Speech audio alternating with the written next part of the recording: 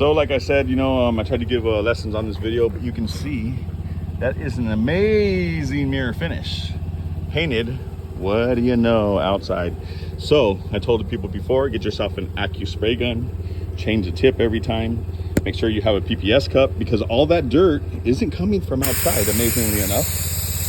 I went to college for this. I went to Cypress College, so big props out to Cypress College Automotive group. So if you want to learn how to paint like me, please go to Cypress College, located in the city of Cypress, just outside Garden Grove, California.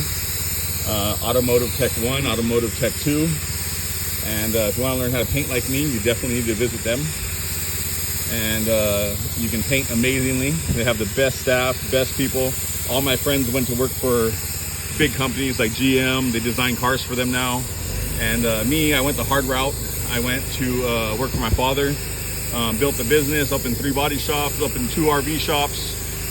And I'm the owner, and anybody that tells you different, that you can't do what I do, it's very simple. It's not that difficult. I mean, of course you have to be a professional painter, but you really can do it.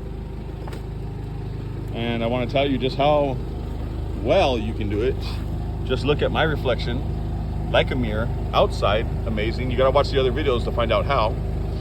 But basically it's all in the mix, all about mixing your material. So a good painter has to know how to mix his material. He's got to know what viscosity is. Viscosity is basically the simple way. Is just stick your stick inside the cup, pull it out, 1, 2, 3, 4, 5, all the material runs off, you're good. The first batch of clear coat though has to be even faster. It has to be off your stick about at 2 seconds. The reason why is because the atomization becomes really fine, and you want it to be quick and slick, and you want to just throw it on there and give you your first coat, because the second coat is going to follow suit. And the atomization might be bigger, but it's going to be wet and it's going to fill in.